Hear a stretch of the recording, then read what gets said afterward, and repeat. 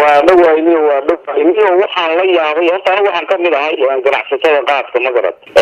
دبعته أوقات كي نقولها يلا وحنا سوق بكرمها مجرد أنا ومركز نكرس ونقولها يي أو معاوية ونحاول فيه وأن معناها دراسات غير القصة مية دبعته الصومالي كهر ويدينو تشاتكي اللي هم ملايين هي أيام عاو وحنا دقيسين شباب أي كي يبحنا يسولي هاي تشات كان صومالي كشرانينا هذني وأنت أصلا وحوي هذا قوس وعي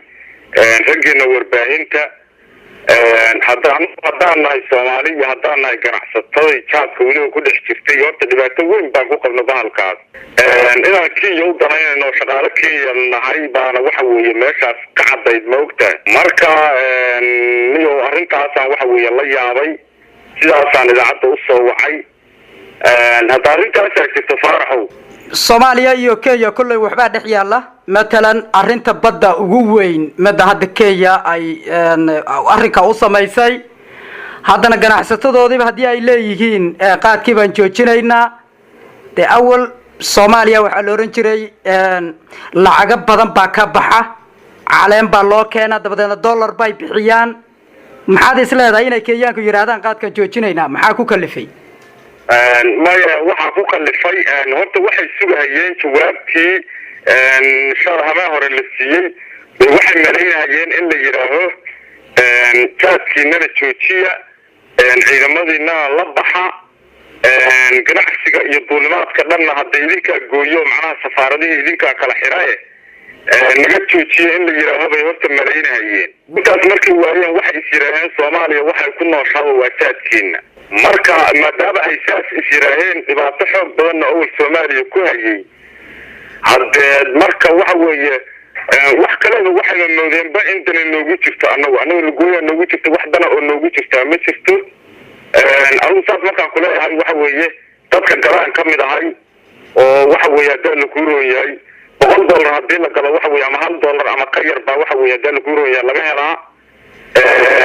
وحتى في السيارة أدوبان أو كاش $1 هذا وحي ده كينيا marka xaqada feer ka dilaacay anigu waa caawa waa la yaabay xaqada feer ka dilaacay oo anagu aan oran naga joojiyo oo macnaha waxa weeye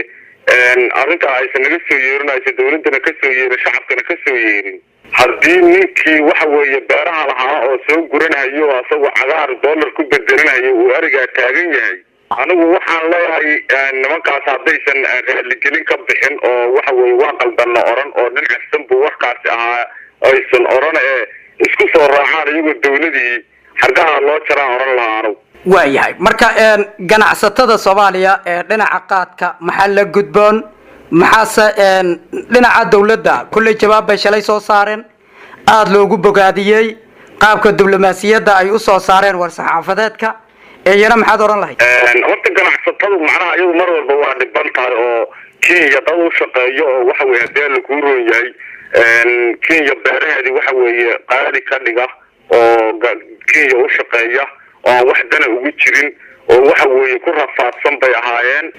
dad macnaha waxa weeye iska maartay burburkii iyo dhibaatadii iskala qabsaday oo naf ka raadinayay oo waxa weeye bayooda ku khasaaraan bay ahaayeen hadda macnaha waxa weeye wadanku dawlad yeeshay oo burburkii iyo dhibaatadii laga baxay oo barwaaqo sooran wadankii yahay ayadoo horta mar walba waxa laga rabay inay ka tashadaan Soomaaliya oo yiraahdaan waxaan anagu ma rabnaba adduunka dhanna waxa weeye sababta Ingiriisku waa joojiyay suuq kale oo aan Soomaaliya ahayn oo jaadkaani leeyahay ma jiro anigu hadii la iga yeerayo ama warkayga oo gaari karo waxa weeye dawladda iyo madaxda أنا waxaan oran lahaa barays inta loo gooyo hal la yiraahdo $200 jawaanka qaadka haduu ka badan yahay waa inaad joojisaan hadii tan in kugu jirtana soo dirsada maadaama anaga $1800 nala ka qaaday jawaankii hadda marka hadii la yiraahdo $200 jawaankii in kaga soo xirayo ku tashada hadayna waxa weeye aan joojisaan hadda idinka waa jacayl joojisada